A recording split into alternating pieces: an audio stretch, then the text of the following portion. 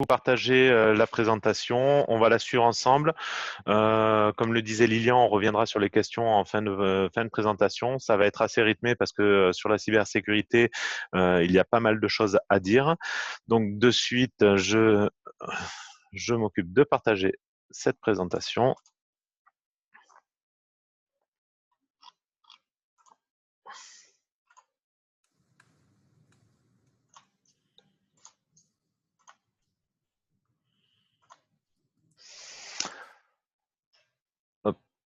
Voilà, j'espère que vous voyez tous bien la présentation à l'écran. Donc aujourd'hui, je me présente, donc Jean-Baptiste Garin, je suis délégué à la protection des données avec une certification APAV. Donc, le délégué à la protection des données, c'est l'acteur qui aide les entreprises à se mettre en conformité au niveau du règlement général sur la protection des données, et la cybersécurité est un des pans de la réglementation générale. Donc aujourd'hui, on va rentrer dans le vif du sujet pour comprendre un peu les enjeux d'une cyberattaque. Aujourd'hui, une cyberattaque a la vocation principalement à aller soit d'une part capter de la donnée que vous traitez au quotidien par tous les outils que vous utilisez, vos ERP, CRM, vos outils, tout ce qui est messagerie, etc. Voilà, ou à vous empêcher de fonctionner et on va le voir plus tard, à vous demander des rançons. Donc l'objectif final est toujours bien entendu pour le hacker de gagner de l'argent. Alors pour la petite information, puisqu'aujourd'hui on pense que nos données n'ont que très peu de valeur pour la plupart du temps, sur le dark web, ce qu'on pourrait appeler un pack fools, donc c'est un pack qui regroupe diverses informations sur vous, va pouvoir se vendre environ 100 $. Donc aujourd'hui, la plupart des entreprises, là c'est une étude qui a été réalisée lors d'un salon cybersécurité l'année dernière par la CPME et la CNIL.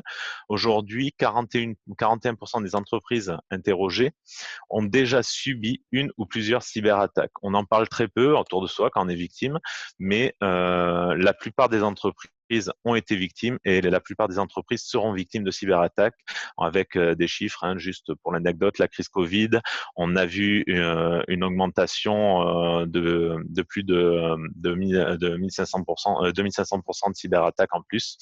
Voilà, donc au quotidien, on est tous soumis. Une cyberattaque, on ne la voit pas forcément. Elle n'a pas forcément l'objectif de vous empêcher de travailler. Vous n'êtes pas forcément informé. Il va falloir plusieurs mois pour découvrir qu'on est victime. Voilà. Et lors de ces cyberattaques, une entreprise va mettre en moyenne 7 mois pour détecter qu'elle a été victime. Donc, comme je vous disais, on ne le sait pas toujours. Et une reprise d'activité suite à une cyberattaque, on comptait en moyenne 75 jours pour reprendre une activité normale.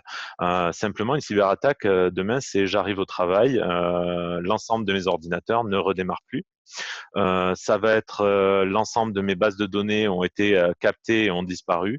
Vous imaginez que pour une entreprise qui se retrouve impactée de la telle sorte, ça va être très compliqué de reprendre l'activité et de pouvoir de se relancer. Voilà.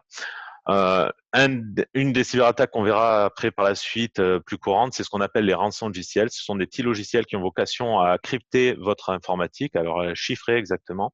Voilà. Et aujourd'hui, ces cyberattaques, il y en a une toutes les 14 secondes dans le monde.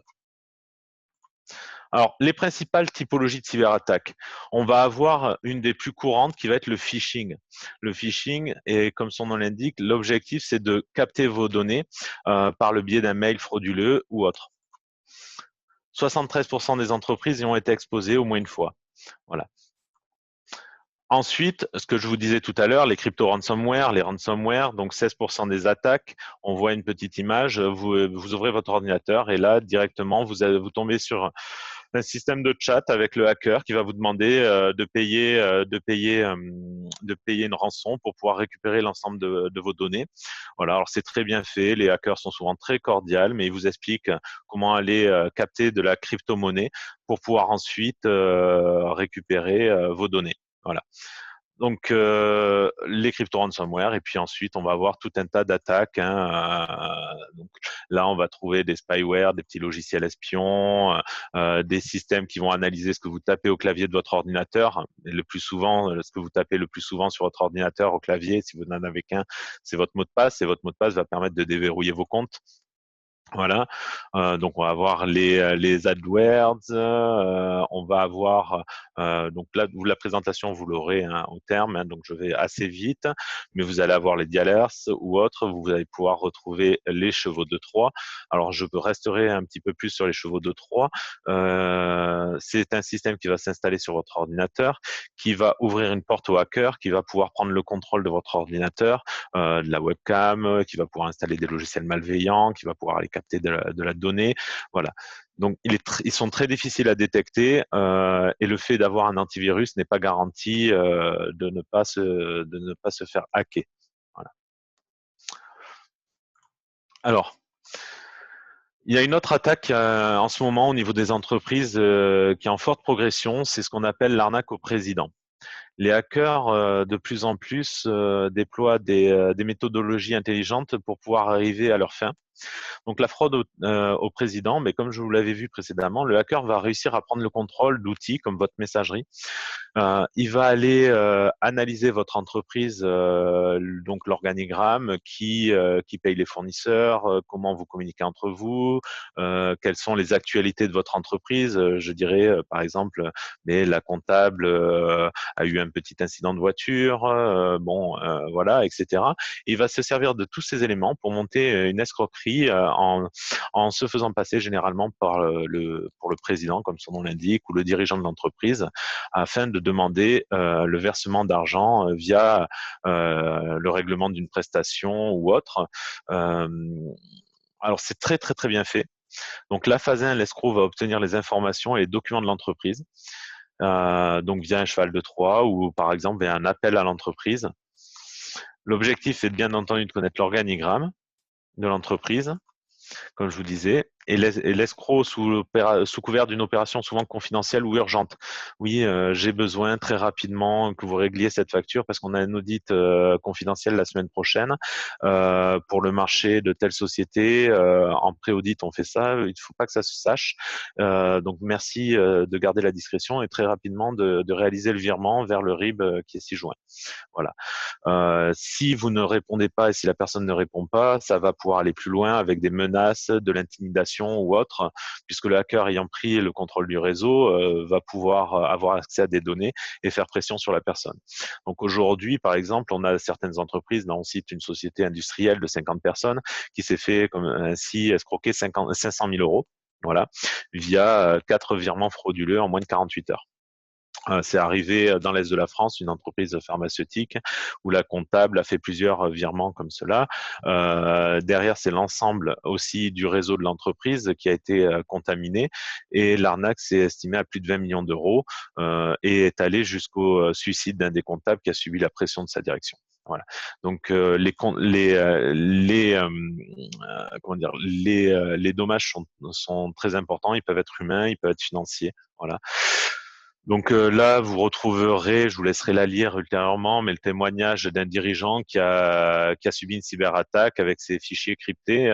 Bon, là, pour le dirigeant, vous arrivez le matin, comme je vous disais, vous n'avez plus accès à votre comptabilité, vous n'avez plus accès à vos clients, vous n'avez plus accès à tout ce qui est fournisseur, etc. Et là, il va falloir être bien entendu très bien accompagné pour pouvoir sortir de là. Et souvent, ça prend du temps. Ça peut, dans les meilleurs des cas, ça prend quelques jours et dans le pire des cas, ça peut prendre quelques mois. En attendant, l'entreprise est complètement bloquée. Donc pour ça, ça demande plusieurs choses. Donc déjà, la première question qu'on va se poser, c'est réellement comment réagir en cas de cyberattaque. Donc aujourd'hui en France, il existe tout un écosystème d'aide pour les entreprises. Donc la plateforme, la première dont je vais vous parler, c'est la plateforme Cybermalveillance. Cybermalveillance.gouv est une plateforme gouvernementale d'aide aux victimes. Vous y retrouverez dessus, on le verra en suivant des fiches selon la typologie de l'attaque que vous avez subie. Voilà. Vous avez bon la CNIL pour tout ce qui est non-respect des droits, puisqu'aujourd'hui les personnes ont des droits, les entreprises doivent respecter ces droits. Les délégués à la protection des données, donc comme je le suis, on est aujourd'hui, on est je dirais, un peu plus de 40 000 délégués à la protection des données sur le territoire. Ces délégués à la protection des données s'assurent que les entreprises travaillent en conformité avec la réglementation et comme je vous disais, la réglementation impose de prendre des mesures préalables pour limiter le risque de ces cyberattaques. Voilà. Après, vous avez la plateforme Pharos, donc internet-signalement.gouv.fr, qui va là aussi vous permettre de déclarer que vous avez été victime d'une attaque informatique, de phishing ou autre, et un numéro aussi d'aide aux victimes, alors qui est général, mais aussi traite tout ce qui est cybersécurité, qui est le 116 006. Voilà. Alors en France, malgré ce qu'on peut penser quand on n'est pas dans le domaine, voilà, la cybergendarmerie, la police et les services d'État sont très présents au niveau de la cybercriminalité. Le souci étant, c'est que vu les explosions dans le domaine de la cybersécurité, la cybercriminalité, pardon, vu l'explosion des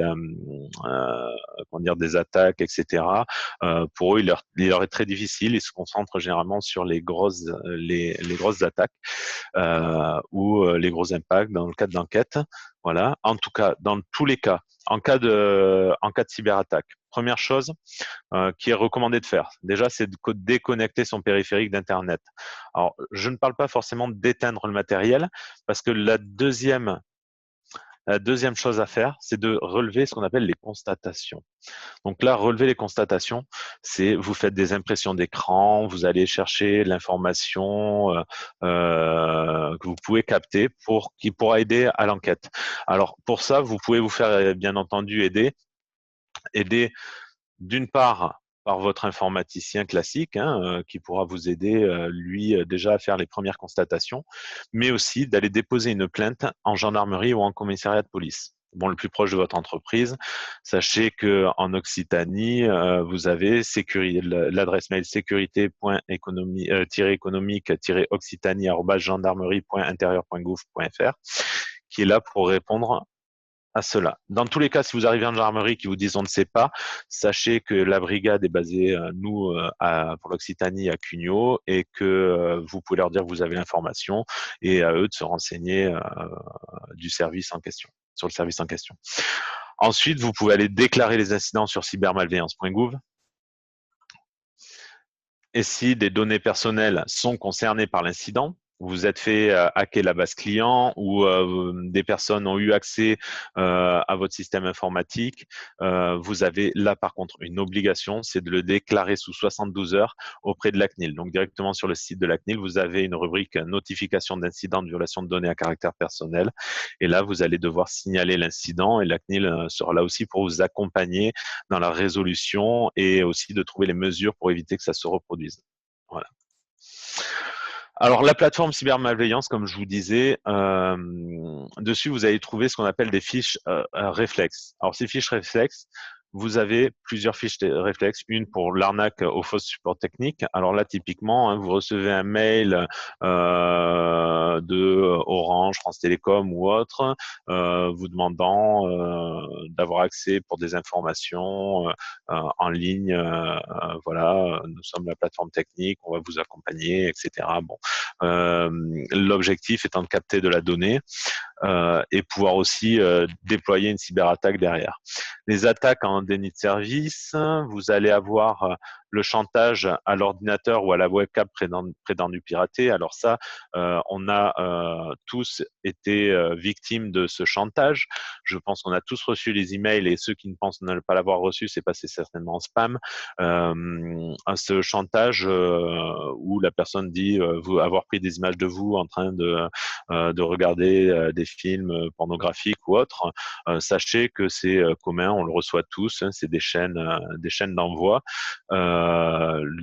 Aujourd'hui, on n'a pas constaté de diffusion de ces images sur des réseaux sociaux comme ils vous font croire ou autre. Le mieux étant, c'est de signaler ça donc sur Pharos et de ne pas y répondre. La défiguration de site internet, donc là aussi l'objectif. Alors on a par exemple Nestlé qui a vu son site internet défiguré parce que des activistes informatiques ont cru que Nestlé distribuait du lait périmé dans les pays africains et ces cyberactivistes ont décidé de défigurer le site internet de Nestlé en mettant un gros bandeau publicitaire sur leur site internet expliquant qu'ils vendaient du lait périmé en Afrique. Voilà. Donc là, ça exploitent indirectement l'image de l'entreprise. Les fausses offres d'emploi créées par des fraudeurs, l'objectif toujours de capter de la donnée. L'hameçonnage, donc pareil, on vient vous envoyer un mail dans le but de capter de la donnée ou de vous faire installer aussi des programmes malveillants en vous envoyant sur une adresse web corrompue.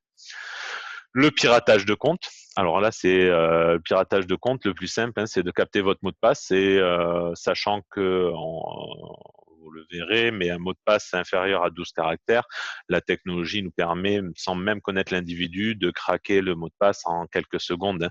Aujourd'hui, il n'est pas très compliqué. C'est pas la personne, le hacker, qui va tester les mots de passe, c'est des outils de piratage qui vont le faire à sa place et en quelques secondes, il va avoir accès à vos comptes. Alors, quand je dis à vos comptes, ça va être votre compte Facebook, mais ça va être aussi votre compte CAF, ça va être votre compte Amélie pour pouvoir transférer sur les virements vers ses comptes personnels, mais via toujours pareil, des comptes offshore, donc impossible de tracer et de remonter les fonds. Il est très compliqué de retrouver les individus par la suite. Voilà. Piratage de compte par l'espace recruteur. Alors, on voit recrutement revenir souvent, hein, offre d'emploi, recrutement, etc. Parce qu'il y a une notion aujourd'hui, un des premiers outils d'identification d'une personne, c'est son numéro de sécurité sociale qui va permettre de donner accès à plein de services. Et ce numéro de sécurité sociale se revend très, très bien sur le darknet. Les propositions d'emploi non sollicitées, les rançongiciels, donc les rançongiciels, on l'a vu, le spam électronique, là aussi, encore dernièrement, moi j'ai voulu nettoyer une boîte mail de spam et je me rends compte que la plupart des acteurs n'ont pas mis la désinscription comme il se doit ou autre, donc là pareil, ne pas hésiter à le signaler sur la CNIL pour le respect des droits ou sur les plateformes diverses et variées qu'on a parlé tout à l'heure. Le spam téléphonique, pareil, sachez que vous avez le droit de vous opposer au démarchage téléphonique et dans tous les cas, le démarchage téléphonique doit être légitime, donc on doit avoir votre consentement. Et là encore, beaucoup d'entreprises se sont fait sanctionner, dont une entreprise d'isolation de combles qui a reçu une amende de 70 000 € pour démarchage abusif. Voilà. Dans tous les cas, vous avez accès à ces fiches. Vous pouvez en prendre connaissance sur le site cybermalveillance.gouv. Voilà. Par contre, au-delà de la réaction, l'objectif, c'est de se protéger au mieux. Alors, on ne garantira jamais une protection à 100%, c'est impossible dans l'informatique. Les technologies évoluent trop vite, les hackers sont très intelligents. Aujourd'hui, on a réellement affaire à des sortes de micro-entreprises du cybercrime et qui développent des solutions. Hein. Juste pour vous citer un ordre de moyens, un groupe de hackers a piraté un cabinet d'avocats américain qui gérait des dossiers de stars. Ce cabinet d'avocats a subi un crypto ransomware et ils ont payé l'amende à hauteur de 50 millions de dollars. Donc au final, qu'est-ce que ça veut dire? C'est que ces tels groupes vont avoir des moyens financiers très importants pour développer des technologies et toujours, pareil, on est sur des business models. Hein. Donc eux derrière vont vous attaquer. L'objectif c'est d'aller. On sait que pour un particulier on va lui demander quelques centaines d'euros, mais pour une entreprise généralement ça va être aux alentours de 5 à 10 000 euros en fonction de la taille de l'entreprise. Sur les petites entreprises c'est 5-10 000 euros. Voilà. Donc par où passe la prévention? Déjà d'une part par la sensibilisation et former ses équipes. Aujourd'hui, il est de plus en plus inconcevable de fournir des outils informatiques à un salarié sans l'avoir sensibilisé aux bonnes pratiques. Alors, l'ANSSI, le logo que vous voyez sur votre écran, l'ANSSI, l'Agence nationale de sécurité des systèmes d'information, va produire un document qui s'appelle les 12 bonnes pratiques. Alors, c'est pas la panacée, mais malgré tout, c'est des règles de base, ce qu'on appelle les règles de l'art au niveau informatique, qui vont vous permettre de garantir un niveau de sécurité un peu plus important dans l'entreprise au niveau des pratiques des personnes. Donc, on va voir ensuite ces 12 points, on les verra ensemble. Donc, sensibiliser, former, c'est la première chose, puisqu'aujourd'hui, plus de 35% des incidents dans l'entreprise sont dus à une erreur humaine. Donc, ces 12 bonnes pratiques, ça va être choisir avec soin ses mots de passe. On dit bien ses mots de passe, il en faut plusieurs. De bien mettre à jour régulièrement les logiciels, de bien connaître les utilisateurs et les prestataires qu'on utilise. On ne va pas sur n'importe quel site internet. Il y a des règles à respecter avant de passer une commande sur un site ou de faire appel à un fournisseur ou autre. On effectue des sauvegardes régulières, et je dis bien sauvegardes, pas des copies, puisque nous, ce que l'on constate en tant que délégué à la protection des données, c'est bien souvent des entreprises qui utilisent des disques durs externes, des clés USB ou autres. Là, on est sur des copies. Si je subis une cyberattaque, je copierai le problème. Je ne vais pas réellement avoir la possibilité de reprendre mon activité par la suite. Même aujourd'hui, les sauvegardes courantes vendues dans le commerce, telles les NAS Synology, qui sont les plus courants, avec des technologies comme Veeam Backup, qui sont des automatisations de sauvegarde, on pourrait se penser sécurisées, mais si elles ne sont pas réellement mises aux normes et bien gérées par un administrateur informatique, derrière, elles comportent de réelles failles. L'année dernière, on a eu l'attaque des NAS, c'était pas le dernier Star Wars, hein, mais réellement des hackers qui ont trouvé une faille dans ces systèmes de sauvegarde. Alors là, l'entreprise se retrouvait non seulement son informatique complètement hors service, mais les sauvegardes qu'elle pensait avoir pour reprendre son activité étaient elles-mêmes endommagées. Alors c'est arrivé à des hôpitaux, hein, entre autres, hein, donc personne n'est à l'abri. Voilà, donc une sauvegarde, ça demande réellement une réflexion en amont sur qu'est-ce qu'on traite, comment on le traite, avec quels outils, et qu'est-ce qu'on sauvegarde, et où on le sauvegarde et comment on le sauvegarde. Voilà. Sécuriser l'accès Wi-Fi de l'entreprise. Sécuriser l'accès Wi-Fi, là je vais mettre l'accent un peu plus dessus. Le Wi-Fi est un réseau de communication qui est non visible, mais très facilement piratable. Donc aujourd'hui, il y a des règles. Donc là aussi, dans les 12 bonnes pratiques de la NSSI, vous retrouverez ces règles de base pour sécuriser son Wi-Fi. Alors, je dis ça au niveau des entreprises qui fournissent un accès à leurs clients. Bon, je suis un commerce dans l'hôtellerie ou la restauration. Je vais laisser un accès libre Wi-Fi à mes clients. Attention, vous devenez fournisseur d'accès à Internet, ce qui vous rend responsable de la navigation des personnes, et vous avez des obligations légales. Donc là aussi, il va bien falloir en amont vérifier qu'on respecte les règles d'authentification des personnes, de conservation des preuves, etc. Voilà. Donc on ne fournit pas du Wi-Fi juste pour dire voilà, je donne un service à ces personnes-là. C'est réglementé. Voilà. Être aussi prudent avec l'utilisation des smartphones et des tablettes. Nous constatons aussi que tous les jours dans notre métier, les entreprises opèrent ce qu'on appelle nous le Bring Your Own Device, donc le BYOD, donc l'utilisation pro-perso des outils, avec la démocratisation des smartphones et des tablettes, avec les applications, etc. Il faut savoir que ces outils sont tout aussi vulnérables, si ce n'est plus, aux attaques informatiques. Voilà, donc il est important aussi de les sécuriser et de réfléchir à la politique que met en place l'entreprise sur ces outils. Protéger les données lors des déplacements. Quand je me déplace aujourd'hui, sachez qu'on a plus de... Alors ça date de 2013, on n'a pas eu vraiment de statistiques depuis. En 2013, il y avait plus de 20 000 ordinateurs portables qui étaient perdus dans les aéroports européens. Donc, lorsqu'on se déplace avec un outil type PC portable ou autre, il va bien entendu falloir en amont protéger cet outil via l'utilisation d'un disque dur chiffré sur l'ordinateur ou autre. Souvent, beaucoup de fournisseurs le proposent sur certains de leurs ordinateurs. Donc, n'hésitez pas à vous renseigner là-dessus. Et lors des déplacements, bien entendu, pareil, les mots de passe de connexion à l'ordinateur assez sécurisés. Je fais toujours attention à mes ordinateurs. J'évite de les laisser dans les chambres d'hôtel puisqu'on a eu un gang de cambrioleurs qui s'est fait la réputation de cambrioler tout ce qui était le réseau Accor, et ils intervenaient pendant que les gens étaient au restaurant. Ils arrivaient à rentrer dans les chambres d'hôtel et voler les matériels informatiques. Voilà. Être prudent lors de l'utilisation de sa messagerie. La messagerie, aujourd'hui, est un outil fabuleux qui nous permet de communiquer tous les jours. On reçoit de plus en plus de mails, on en émet de plus en plus. Il faut savoir que tout ça passe dans des tuyaux, qu'aujourd'hui, ils peuvent être captés non pas par des hackers, mais par des outils qu'utilisent les hackers pour aller à l'intérieur, capter l'information, la donnée ou autre. Donc, je n'échange pas de mots de passe par mail, j'évite de faire circuler des numéros de sécurité sociale par mail ou autre. Et si je dois faire circuler des informations confidentielles par mail, j'utilise des outils de chiffrement du document.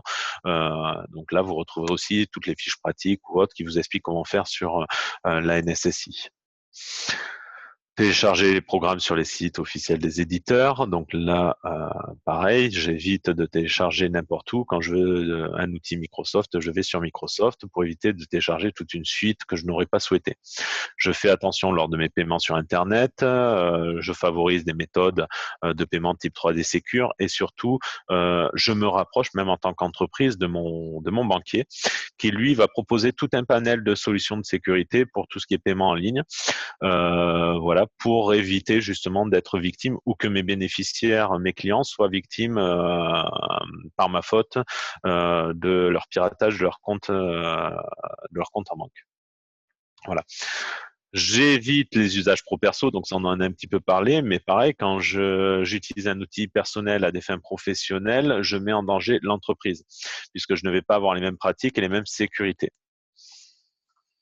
Et le dernier point au niveau de tout ce qui est sensibilisation, ça va être aussi de prendre soin de ces informations personnelles parce qu'on voit de plus en plus d'entreprises qui sont victimes ou de personnes victimes de comment dire de diffusion d'images ou de diffusion d'informations sur l'entreprise ou autres qui ont vocation à casser la réputation soit de la personne soit de l'entreprise. Donc je fais toujours attention à ce que je publie sur Internet. Tout ce que je publie sur Internet, comment dire, on n'a aucune garantie que ces informations sont bien détruites, même si le règlement général sur la protection des données a vocation à garantir cela. On n'aura jamais la garantie à 100% que ces informations disparaissent. Et le jour où elles reviennent, ça peut faire mal à l'entreprise ou à la personne. Voilà. Bon, ensuite, on va passer au-delà de l'humain. On va parler de la partie informatique. Plus largement de votre système d'information, voilà. Déjà, je constate trop régulièrement que la plupart de mes clients où j'opère ne connaissent pas réellement leur système d'information. Ils ont acheté des ordinateurs, ils ont acheté des imprimantes, ils utilisent tel logiciel. Après, ils ont mis le comptable qui leur a donné un logiciel, puis on a le RH qui leur a donné un autre logiciel. Et on arrive à une sorte de toile d'araignée incompréhensible où on a un système d'information qui n'est pas connu. Les informations transitent, on ne sait pas si elles sont sécurisées ou pas. Voilà, et on ne sait pas où sont les brèches du système. Dans tous les cas, le fait de connaître son système d'information va permettre aussi de réaliser, une fois qu'on l'aura fait, ce qu'on appelle, nous, dans notre métier, un pen test, une tentative d'intrusion par un hacker qui sera diligenté pour ça, pour vérifier que le système est bien sécurisé. Ensuite, donc connaître son infrastructure, c'est identifier les points critiques. Donc, comme je vous l'ai dit, par le biais d'un pen test.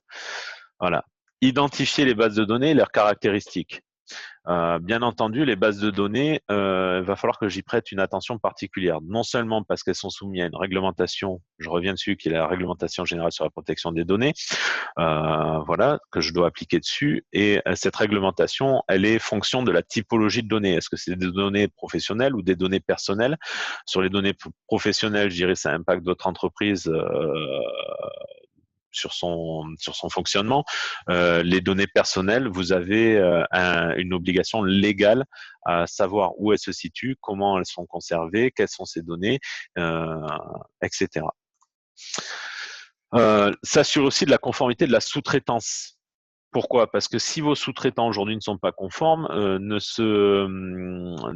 pas un système d'information sécurisé, mais vous allez peut-être être un dommage collatéral. Pourquoi? Parce que eux vont subir une cyberattaque, ils ont des informations sur votre entreprise et le hacker va bien entendu exploiter ces failles pour essayer de pirater aussi votre entreprise. Donc travailler avec des sous-traitants, alors quand je dis conformes, c'est-à-dire qui ont fait une démarche de mise en conformité RGPD, va permettre de garantir derrière une qualité dans leur système d'information.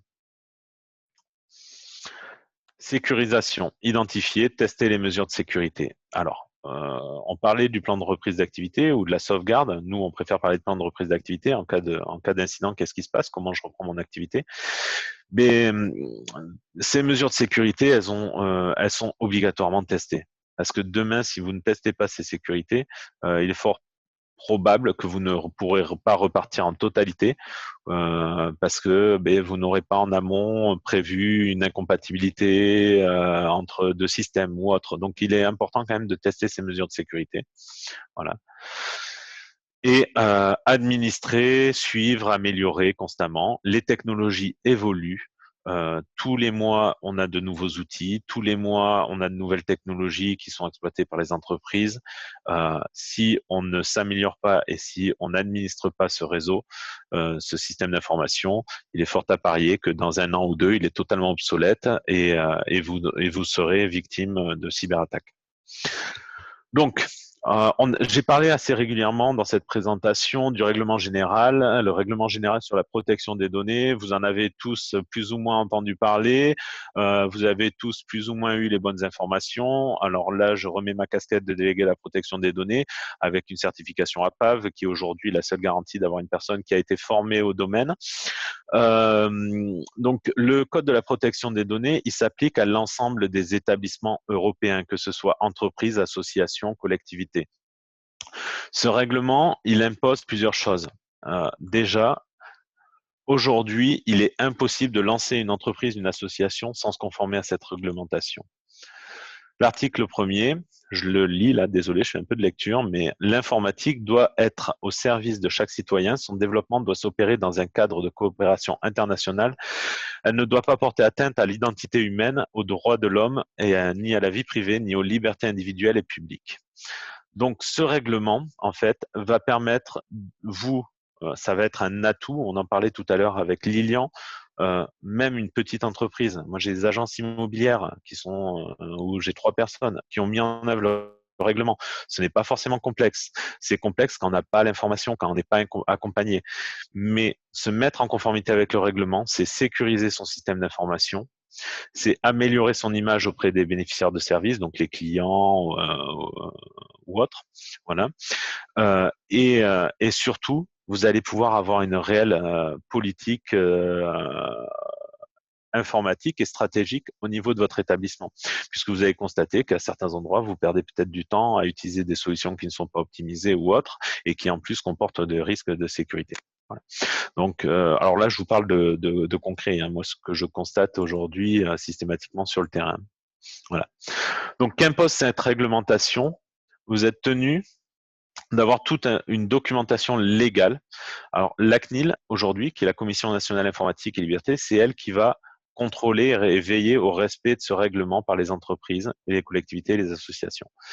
Lorsqu'elle va contrôler un établissement, elle va demander toute cette documentation légale. La plupart du temps, le contrôle se fait déjà sur pièce. Donc, vous avez toute entité a l'obligation de tenir ce qu'on appelle un registre des traitements ou registre des activités de traitement. C'est-à-dire quand je collecte des données à caractère personnel, des données nom, prénom, adresse, téléphone, une adresse IP de connexion sur mon site internet, une personne qui répond à un formulaire ou autre, dès que je collecte ces informations, je dois avoir un traitement, je dois avoir une finalité. Qu'est-ce que j'en fais? Et dans ce cadre-là, je dois tenir ce registre des traitements. Ensuite, sur le registre des traitements, je vais avoir une obligation de vérifier que mes sous-traitants, c'est-à-dire les gens à qui je vais confier ces données pour la réalisation de services, que ce soit via un logiciel, que ce soit via la demande d'un service d'impression, la demande, peu importe, du moment que je confie des données personnelles, je dois m'assurer que la personne ou l'entité à qui je les confie respecte la réglementation générale sur la protection des données. Et ça, c'est important au niveau des marchés publics. Aujourd'hui, la plupart des collectivités ont nommé leur délégué à la protection des données et sont en train de mettre en œuvre le règlement et introduisent des clauses RGPD dans les marchés publics. Donc, vous ne pourrez plus répondre à un marché public si vous ne tenez pas cette documentation légale à jour. Un registre des incidents, comme je le disais tout à l'heure, à un moment donné, lorsque vous êtes victime d'un incident type crypto ransomware ou autre, du moment que vous avez une base de données avec des informations personnelles qui a été altérée, donc consultation illégale, modification, suppression ou autre, vous avez l'obligation de signaler cela sous 72 heures à la CNIL. Ensuite, vous avez une obligation d'informer les personnes sur les traitements réalisés. Donc, ça passe sur plusieurs choses. J'informe déjà sur mon site Internet. Aujourd'hui, un site Internet doit comporter plusieurs choses. Une information relative aux cookies. Donc avec les cookies sont des traceurs, c'est des petites technologies qui sont sur tous les sites internet, hein. Même quand on dit ne pas en avoir, il y en a puisqu'on a des cookies fonctionnels et on a des cookies après qui permettent de faire des études statistiques avec Google ou autre. Même ces outils on a une obligation d'information et la personne a le droit d'accepter ou de refuser ces cookies et on doit pouvoir les refuser aussi simplement qu'on les accepte. Mais je dois aussi mettre en place une politique de confidentialité où les gens à tout moment doivent savoir qu'est-ce que je fais de leurs données, comment je les traite, est-ce que je respecte la sécurité, etc. Donc ça, c'est de l'information qui doit être communiquée systématiquement. Voilà. Alors on va avoir plusieurs choses, hein, je vous ai dit, politique de confidentialité, mais on va avoir aussi lors d'un formulaire ce qu'on appelle nous un consentement simplifié qui doit être demandé à la personne pour avoir le consentement de traiter ces données. On va aussi retrouver la charte d'utilisation du système d'information, vulgairement appelée la charte informatique dans l'entreprise, qui là informe les salariés. Donc tout un tas de documents à mettre en place dans l'entreprise. Ensuite, on va avoir des analyses d'impact. Des analyses d'impact, ça veut dire que dans certains cas, quand je traite des données sensibles, par exemple données religieuses, données de santé, ou alors je traite à grand volume avec du e-commerce ou autre des données personnelles, j'ai l'obligation de faire ce qu'on appelle une analyse d'impact, de vérifier qu'il n'y a pas un risque important sur les personnes. Et tout ça, je documente ma conformité. Je mets en place des dispositions fonctionnelles avec le respect de la vie privée par conception. Donc aujourd'hui, la réglementation dit que dès que je mets en place un service, donc un service de vente en ligne, un service de gestion du personnel, un service de commerce en magasin, peu importe le service, du moment que je mets un service en place, j'ai l'obligation dès la conception de respecter le plus haut niveau de sécurité sur la vie personnelle, sur la vie personnelle. Donc, ce qu'on appelle la notion de privacy by default et by design. Voilà. Donc, mon architecture informatique doit respecter la vie privée et mes processus doivent respecter la vie privée.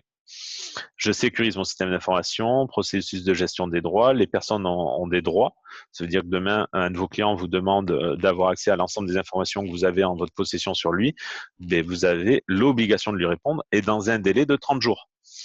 Donc ça, il faut l'avoir en amont mis en place. Si vous ne l'avez pas fait, là aussi, vous pouvez être condamné par la CNIL.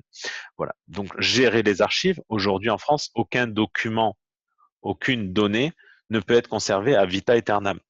On a des durées de conservation qui sont liées.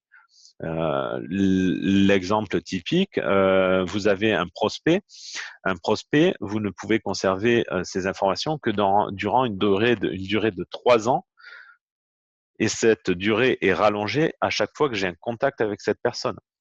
Mais si je n'ai pas de contact pendant 3 ans, je dois effacer les informations. C'est le droit à l'oubli. Voilà. Donc toutes ces durées doivent être mises en place de conservation. Exemple aussi, le bulletin de paie que je dois conserver 5 ans et pas au-delà, ni plus ni moins, sauf en version numérique 50 ans si je l'ai stipulé dans le contrat de travail de mes salariés. Je dois vérifier et documenter au besoin si j'ai des transferts hors Union européenne. Alors, si je transfère des données hors Union européenne, alors on va se dire une PME locale, est-ce qu'elle transfère des données hors Union européenne? Le plus souvent, on se dit que non. Mais en fait, réellement, souvent, on y est confronté puisqu'on va utiliser des outils. Et là, encore une fois, c'est là où il faut bien vérifier sa sous-traitance. Des outils type Google. Si vous utilisez aujourd'hui Google, que ce soit pour faire des formulaires en ligne, que ce soit pour mettre des systèmes de tracking sur votre site internet, que ce soit pour le Drive pour stocker des factures ou autre sur votre Drive Google, Google aujourd'hui n'est pas conforme à la réglementation générale sur la protection des données parce que les données sont transférées hors Union européenne et qu'aujourd'hui aux États-Unis, la loi américaine permet aux services de renseignement d'avoir accès à toutes ces données. Donc l'Europe interdit ce type de sous-traitance. Je dois aussi sensibiliser mes salariés à la protection des données et je dois, dans toute entreprise aujourd'hui, avoir un référent. Alors, ou un délégué à la protection des données. Alors, le délégué à la protection des données, il est obligatoire dans le cadre où je traite des données à caractère sensible, données de santé, religieuses, infractions routières ou autres. Je vais aussi avoir besoin d'un délégué à la protection des données si je fais des traitements à grande échelle, e-commerce, etc. Si l'objectif de mon entreprise est de collecter de la donnée, voilà, j'ai un cadre où j'ai l'obligation d'avoir un délégué à la protection des données. Et ce délégué à la protection des données peut être interne ou externe à l'entreprise, sachant que s'il est interne à l'entreprise, entreprise, il ne peut pas avoir une fonction de direction, il ne peut pas être décisionnaire, il ne peut pas être jugé parti. Donc souvent, ce sont des entreprises vers lesquelles je vais externaliser cette fonction et qui vont m'accompagner dans la réglementation. Et ça ne m'empêche qu'en interne, je dois nommer un référent aussi bien sur la partie RGPD que sur la partie informatique. Je dois à tout moment pouvoir contrôler mon réseau informatique, savoir quelles sont mes mesures de sécurité, est-ce qu'elles garantissent la sécurité ou autre. Donc avoir un référent, il peut être aussi interne ou externe, mais interne, avoir vraiment quelqu'un qui connaît bien le système informatique, ça reste important. Bon, je suis aussi conscient qu'une TPE ne peut pas forcément avoir cette fonction en interne.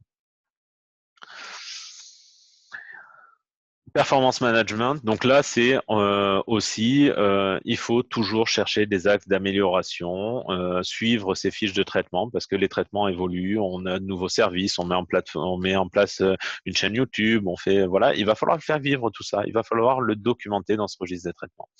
Voilà, et s'informer sur les risques régulièrement, donc via des webinaires comme aujourd'hui ou autres, s'informer sur les risques, c'est important de comprendre l'écosystème et de pouvoir s'adapter. Voilà. Dans le cadre de recherche de solutions, je citerai un exemple qui est aujourd'hui beaucoup de personnes utilisent des outils comme WeTransfer pour transférer des documents un peu volumineux.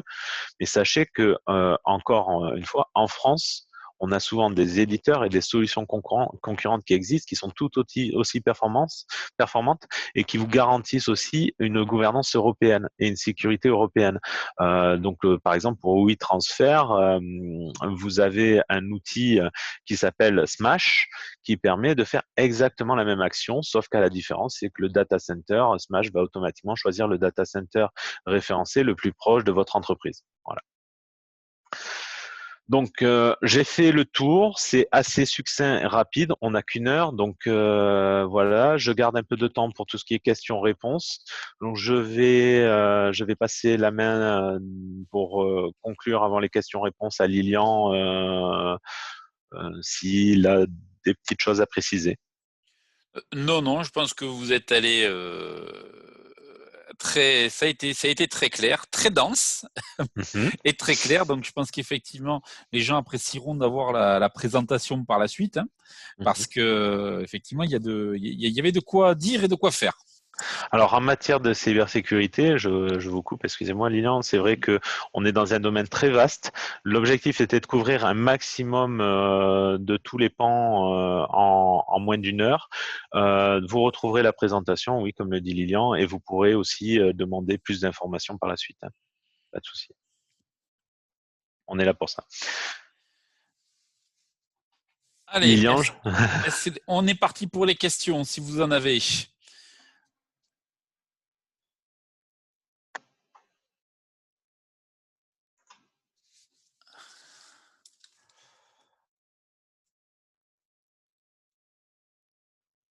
Oui, il n'y a pas de questions.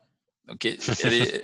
Allez, le premier. Je suis surpris. Allez, le premier, c'est toujours difficile, mais passons directement à la seconde. Ah. Une question un peu technique. Donc, de la part d'Elisabeth, c'est bonjour. Quel antivirus entre Bitdefender et F-Secure pour une TPE?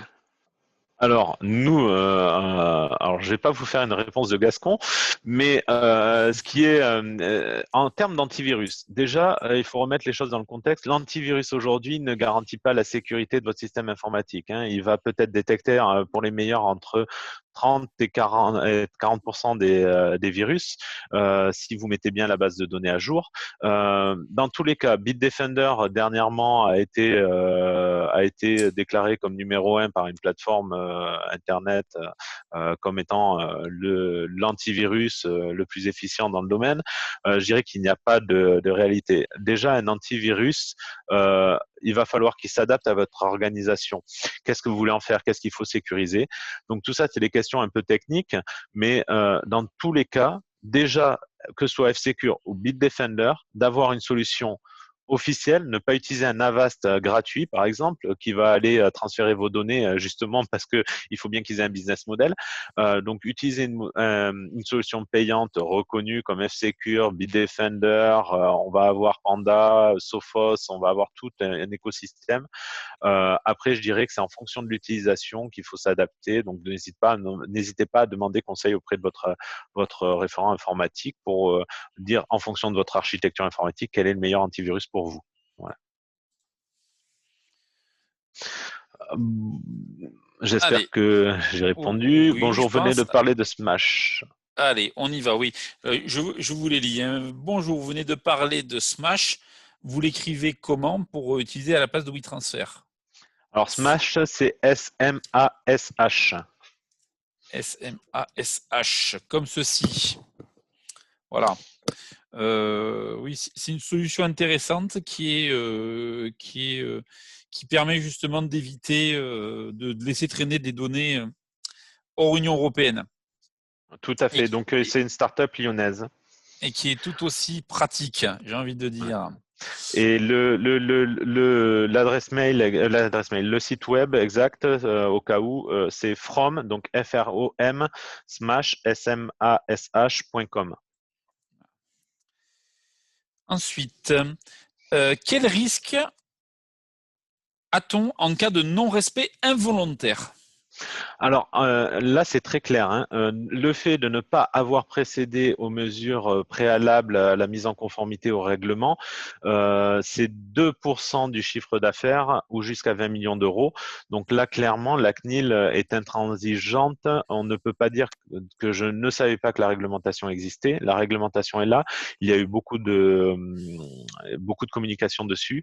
Dans tous les cas, il y a des bases. Si vous les avez pas mis en place, même si c'est involontaire, il en va de même que si vous prenez la voiture, vous n'avez pas votre permis de conduire, vous dites ben, je n'ai pas au courant qu'il fallait un permis de conduire, vous serez quand même sanctionné. La CNIL va faire de même sur une amende administrative. Je précise juste une chose pour avoir pas mal échangé aussi avec la CNIL. Ils respecteront toujours le principe de la bonne foi. Si vous avez commencé à mettre des choses en place, même si c'est pas l'idéal, même si vous avez écrit quelque chose entre guillemets qui est faux, parce que vous avez le droit de vous tromper, du moment que vous avez montré votre bonne foi et que vous avez essayé de rentrer dans la démarche, ils seront beaucoup plus conciliants. Par contre, s'ils se rendent compte qu'il n'y a rien et qu'au contraire, vous n'avez rien fait pour protéger les données, là, ils seront absolument traitables. Voilà. Et il ne faut pas croire que la CNIL a vocation à systématiquement regarder les grands groupes ou les grandes entreprises, hein. Aujourd'hui, des TPE ont déjà été condamnés et je dirais que on les affiche beaucoup moins parce que les amendes sont moins impressionnantes, hein. Mais pour une entreprise, je pense que c'est une TPE, c'est tout aussi important de prendre une amende à plusieurs dizaines de milliers d'euros qu'un grand groupe à plusieurs centaines de milliers d'euros. Ouais. Alors, justement, un petit peu de RGPD. Comment se faire aider pour mettre en place le RGPD dans une TPE? Alors là, je vais vous parler de deux choses. D'une part, vous avez tout un écosystème d'aide déjà qui est, pour moi, la base, c'est d'aller sur le site de la CNIL faire un tour en se disant je suis une entreprise et vous avez déjà tout un tas d'informations et de documentation qui sont disponibles. Après, j'avoue que de mettre en œuvre le règlement pour quelqu'un qui n'a pas été formé, c'est très complexe. Ça demande beaucoup de temps. Ça peut être chronophage. Et là, il ne faut pas hésiter à aller vers des entreprises comme la mienne, voilà, My Digit Place, où là, on va accompagner, nous, les entreprises, avec du conseil, comment mettre en œuvre le RGPD et, si possible, éviter. Alors, je dirais pas éviter. L'avocat a vocation à un moment donné à pouvoir garantir que les documents que vous avez produits respectent bien la réglementation. Quand je dis les règlements, c'est politique de confidentialité ou autre. Mais ce n'est pas un technicien au niveau du système d'information. Il faut vraiment vous faire accompagner plutôt par une personne certifiée qui soit déléguée à la protection des données, certifiée par un organisme comme la PAV, comme Veritas, Caritas ou autres. Voilà. Dans tous les cas, nous, on accompagne aujourd'hui plus d'une centaine d'entreprises. On est une TPE toulousaine, on accompagne plus d'une centaine d'entreprises dans leur conformité. Voilà. Et on s'adapte systématiquement parce que sachez que le coût peut être, si vous appelez des gros cabinets, souvent les coûts vont être très importants. La CNIL disait que ça représentait à peu près 20 000 euros une mise en conformité. Ce n'est pas le cas. On trouve toujours des moyens. Comme le disait Lilian tout à l'heure, la CNIL, elle cherche aussi la bonne foi de la personne à mettre en œuvre. Et nous, on a des outils très simples qui peuvent commencer à mettre en œuvre, pour commencer à mettre en œuvre le RGPD et s'acclimater à cette réglementation. Alors, je vais en profiter aussi pour dire un petit bout de réponse parce que je serai beaucoup plus à l'aise pour le dire que vous, Jean-Baptiste. N'oubliez jamais que le RGPD, il a plusieurs volets. Un avocat ne pourra intervenir que sur la partie juridique liée au règlement.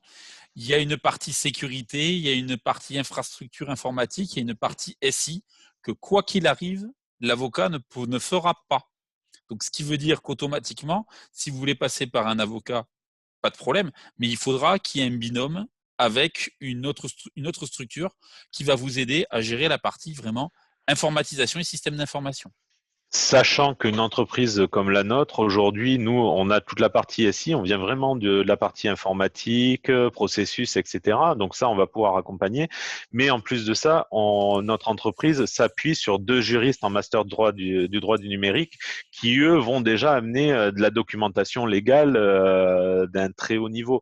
Voilà. Alors, on n'aura pas la responsabilité d'un avocat puisqu'on n'est pas cabinet juridique, mais par contre, on arrive avec de la documentation. Aujourd'hui, on n'a pas à rougir devant ce qui est produit par les cabinets d'avocats. Voilà.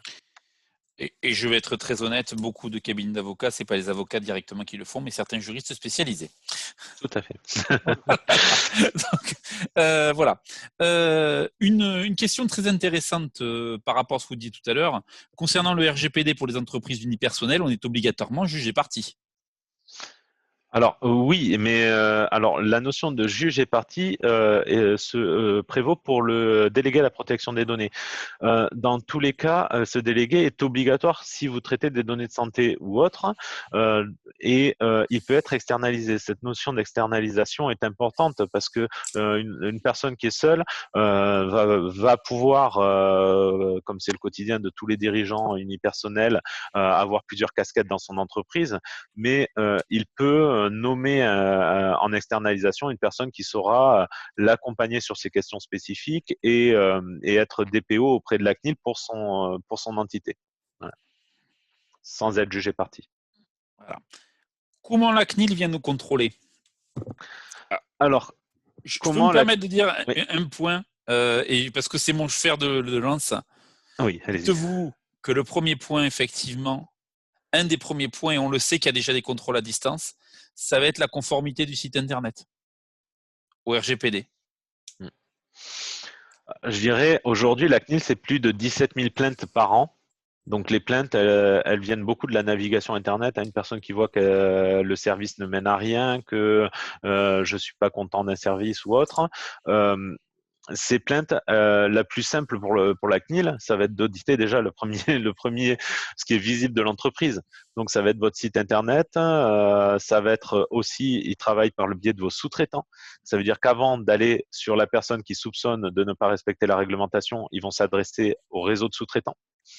Donc voilà comment va intervenir la CNIL. Et aujourd'hui, la plupart des contrôles se font déjà sur pièce dans un premier temps, et après peuvent aller plus loin si vraiment il y a des manquements importants dans la documentation.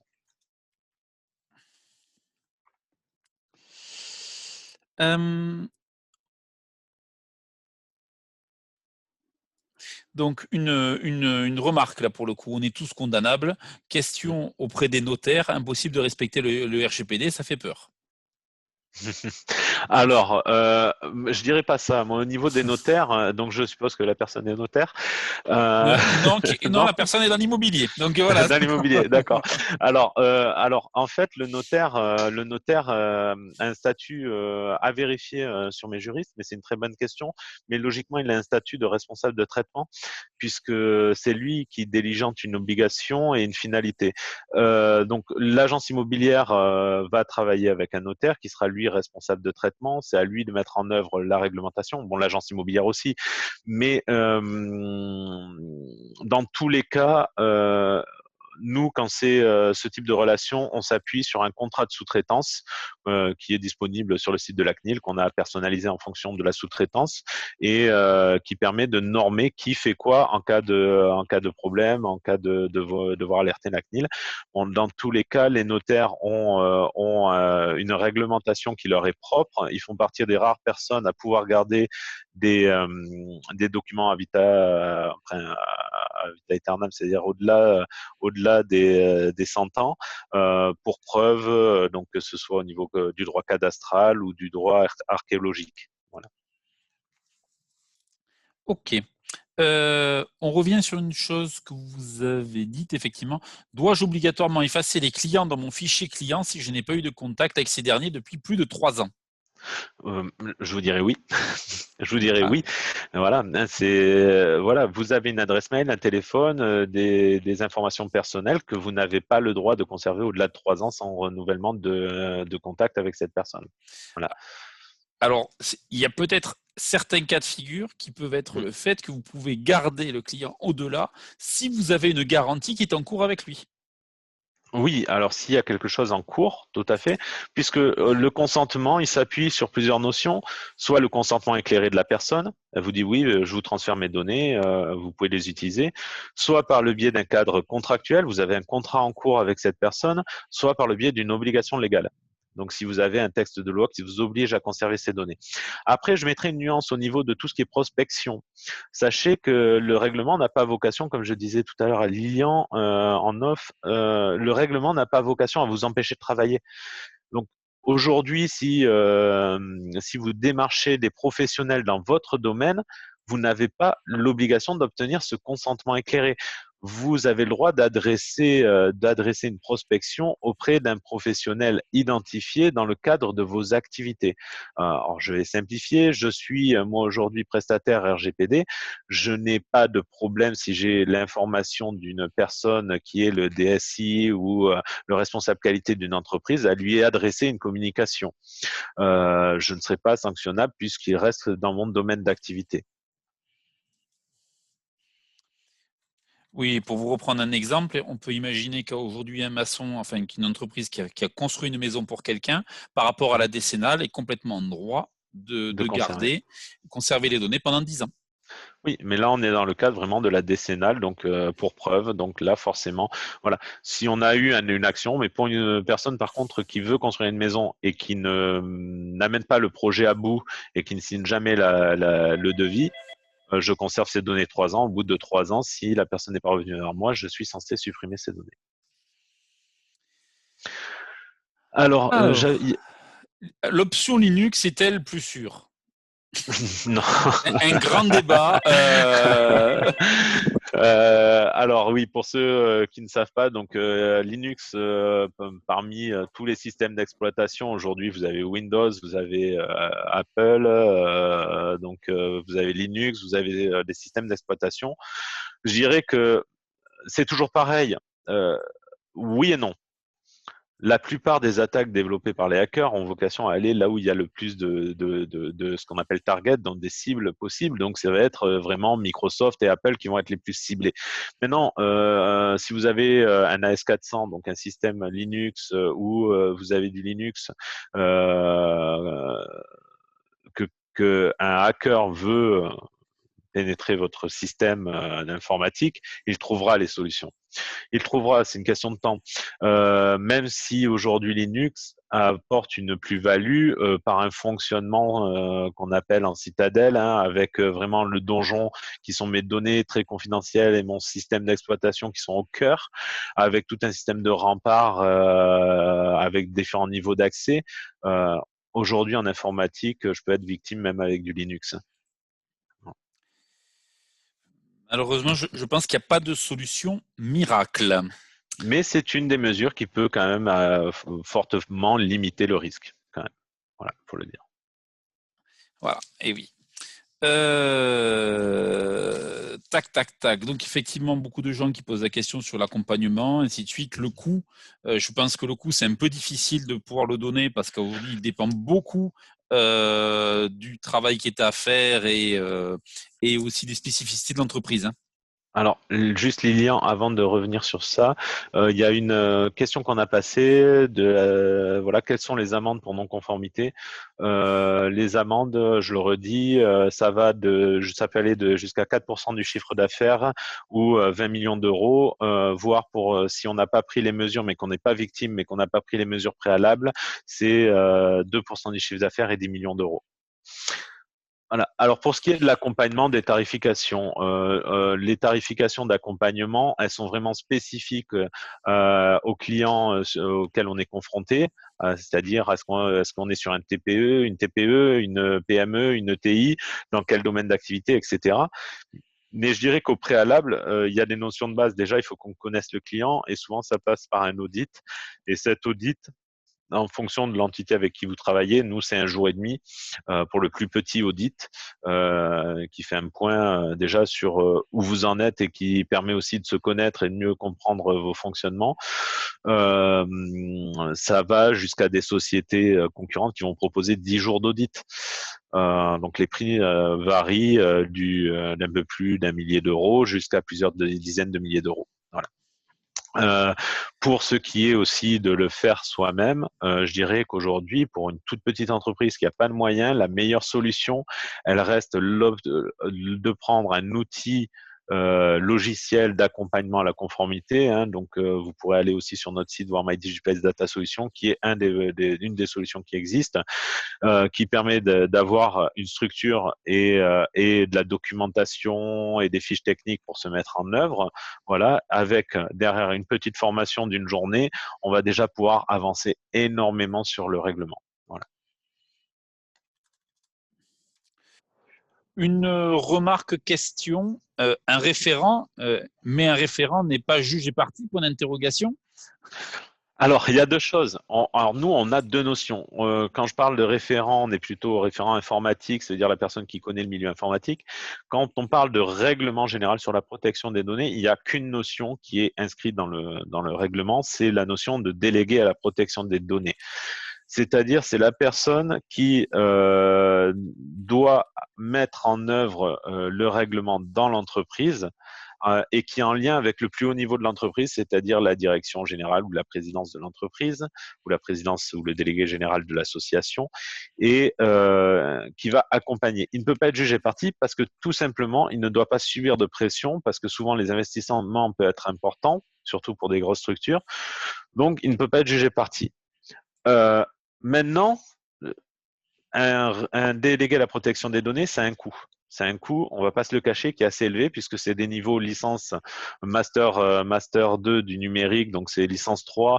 On va avoir un niveau à peu près de licence en système réseau et communication. Donc c'est des profils atypiques, très complexes. Il y en a très peu sur le marché et c'est des gens qui se monnaient très très cher. Donc c'est vrai que pour une entreprise, ça peut être très lourd. Donc l'externalisation est la bonne solution, sauf que l'externalisation, il n'est pas tous les jours chez vous. Et il faut qu'il y ait quelqu'un en interne qui fasse un maximum du travail pour que ça vous coûte un minimum d'argent. Et c'est vrai que là, on a tendance à nommer ce qu'on appelle un référent ou un relais qui fasse la plupart du travail, mais en aucun cas, c'est lui qui va vérifier et qui va prescrire les recommandations et le plan d'action. Et je crois que c'est important de faire la différence entre un DPO et un référent. Le DPO, c'est vraiment si vous retrouviez dans des professions qui manipulent des données hyper sensibles. Il faudrait vous poser des questions. Aujourd'hui, je travaille dans le médical et j'ai accès à certaines données. Oui, là c'est clair qu'on va très clairement devoir faire appel à un DPO en externe. Mais il faut vraiment d'abord se poser la question de qu'est-ce que je manipule comme données personnelles. Aujourd'hui, concrètement, le DPO, il est légitime quand vous traitez des données de santé, des données syndicales, des données religieuses, des données d'infraction, des données biométriques ou un volume de données de masse très important. Donc, votre activité, c'est de capter un grand volume de données ou si vous avez des sites en dehors de l'Union européenne. Voilà. Là, concrètement, vous avez l'obligation. Après, toutes les entités peuvent nommer un délégué à la protection des données. Hein, voilà. Mais dans tous les cas, le DPO est quand même une garantie au niveau de vos services, mais il n'est pas une obligation pour une PME qui fait pour un agent immobilier ou autre. Voilà, je crois que c'est important. Une question très très intéressante. Comment respecter le RGPD lors de la prise de rendez-vous par téléphone? Alors, plusieurs choses. Lors de la prise de rendez-vous par téléphone, alors ça dépend dans quel contexte on est. Comme je l'ai dit tout à l'heure, démarcher, moi j'appelle un DSI avec mon téléphone, je n'ai pas de souci puisque concrètement je fais mon métier, je contacte un DSI d'une autre société, voilà. Par contre pour le particulier, oui, là si je fais du démarchage de particulier, euh, mais déjà logiquement je suis censé m'appuyer sur un consentement. Donc deux choses. Je ne vais pas. Déjà, il faut que j'informe la personne de comment j'ai obtenu son numéro. J'ai pas le droit d'utiliser du démarchage via des. Alors sachez qu'en plus, si vous utilisez des fournisseurs de listes pour pouvoir faire du démarchage téléphonique, eux n'ont pas la responsabilité de ces listes et c'est eux-mêmes qui vont vous dire que avant d'appeler les personnes, vous devez avoir le consentement. Alors aujourd'hui, c'est très peu suivi, mais pour l'isolation de combles, comme je disais tout à l'heure, ils ont été condamnés. Donc attention à ce démarchage téléphonique. Dans tous les cas, si je le fais avec précaution, je vais avoir en préalable, en disant à la personne, je suis la société tatata, je vous appelle dans quel cadre, acceptez-vous, acceptez-vous que cette conversation soit déjà archivée, parce que il vous faut dans le RGPD conserver les preuves du consentement de la personne. Et seulement après, vous allez commencer votre démarche commerciale. Aujourd'hui, on n'a pas vocation à appeler les gens, les déranger à longueur de journée. Ce n'est plus possible et ce n'est plus toléré par la CNIL. Alors, vous allez peut-être me dire si c'est une bonne pratique aussi, Jean-Baptiste, qui est Mhm. aussi, suite à une conversation téléphonique, de renvoyer un mail pour faire état de la conversation qui a eu lieu. Oui, tout à fait, tout à fait. De toute façon, tout ce qui a vocation à informer la personne sur ses droits, à lui expliquer le cadre du contact est bon. Je dirais que même nous, dans nos emails, on a rajouté tout un petit texte à la fin de la signature en disant que les données, si on vous contacte, c'est qu'on a capté vos données via une plateforme autorisée et que vous pouvez nous demander à respecter le droit à l'oubli et qu'on ne vous contactera plus, tout simplement. Mais encore une fois, il faut que l'information soit claire, simple et compréhensible par les personnes. Voilà. Et il faut respecter leurs droits à ne pas être démarché abusivement, à ne pas être sollicité à longueur de temps. Alors, le DPO et le référent RGPD, on en a parlé. Dans le cas de PMS, lorsqu'une réservation est faite, une fiche client va être créée. Cela signifie qu'il faut détruire les fiches clients même si les factures sont liées? Interrogation. Ah mais non, non, non, non, non. La fiche client, encore une fois, dans le traitement gestion d'une clientèle, je vais avoir le droit de conserver les informations parce que j'ai un cadre légal. La facture, je dois la conserver pendant une durée. Alors, ça dépend des secteurs d'activité, mais globalement, si je dois conserver ma facturation 10 ans, pour preuve, je dois aussi, bien entendu, conserver un moyen de contact de la personne. Par contre, alors PMS, c'est par rapport à. C'est une bonne question. Je ne sais pas ce que ça veut dire. Ça pourrait m'aider un peu parce que par exemple, si vous avez un client dans le cadre de cette facturation qui a donné lieu, mais par contre le service produit à ce client, ça va être de la gestion de données ou alors vous allez capter des données Alors, dans le cadre du service mais qui ne sont pas pour la facturation. Ces données, elles ont une durée de vie qui n'est pas la même que les données de contact et de facturation. alors voilà, c'est un outil de réservation et de gestion des données hôtelières. D'accord. Oui, donc j'ai une réservation, j'ai une facture, je conserve la possibilité de contacter la personne en cas de litige avec cette personne dans le cadre de la facturation qui a eu lieu et donc d'un contrat quelque part avec cette personne. Donc j'ai une légitimité contractuelle à conserver ces documents durant une conservation légale. Par contre, il y a des informations que je ne suis pas tenu de conserver. Par exemple, si cette personne a demandé une chambre handicapée parce c'est une personne qui a un handicap et qui a besoin d'une accessibilité spécifique, cette donnée-là n'a pas la même durée de conservation. Et dans le traitement, ça va être différent. Je vais avoir gestion des accès handicapés et là, je vais avoir une durée de conservation qui n'est pas la même. Donc, sur la partie que cette personne est handicapée, je n'ai pas à la conserver durant la même durée que la partie facturation et contact. Donc, au moins, c'est réglé. Donc, le public aussi. Alors, Patrick, je ne comprends pas très bien ce que vous voulez nous dire. Et le public aussi des PO. Voilà. Mais si c'est le client prospect qui nous contacte par mail ou par téléphone ou par SMS, si c'est l'inverse. Mais là, tout simplement, déjà, vous gardez la preuve de contact. Donc, c'est lui qui est venu vers vous. Donc, il vous a contacté, vous avez une preuve de contact. Donc, il est important de garder ces preuves. Voilà. Il vous a sollicité dans le cadre d'un service. Donc, vous avez un consentement éclairé de la personne. Derrière ça, il n'empêche que vous devez l'informer que vous avez une politique de confidentialité dans le cadre du service, etc. Donc, ne pas hésiter à mettre un petit retour. Vous nous sollicitez dans le cadre, vous pouvez avoir accès à notre politique de confidentialité pour savoir ce que notre entreprise entreprend en matière de cybersécurité et de protection informatique, les traitements, les transferts en Union européenne, etc. Vous pouvez avoir accès sur l'adresse www.mydigitplace.com/privacy. Donc voilà, le but, vous avez son consentement. C'est lui qui fait un acte délibéré de vous contacter. D'accord. Qu'est-ce donc, Patrick? Un administrateur dans le milieu public a le devoir d'avoir aussi un DPO en complément d'info? Alors, j'ai pas compris. Excusez-moi. Alors, Une aujourd'hui, peut-être pour aller administration. dans le sens de Patrick, hein, Oui, aujourd'hui, pour les collectivités, la oui, mise en tout place à d'un fait. DPO est obligatoire. Tout à fait. Les collectivités ont l'obligation de nommer un délégué à la protection des données. Donc les mairies, les régions, voilà. Donc Les CCI. les CCI, et ce délégué à la protection des données va mettre en œuvre toute la partie réglementaire. Mais c'est là aussi où j'insiste dessus pour tous les personnes qui sont là, qui m'écoutent, qui répondent à des marchés publics ou même à des marchés privés sur des grosses entreprises qui ont des DPO.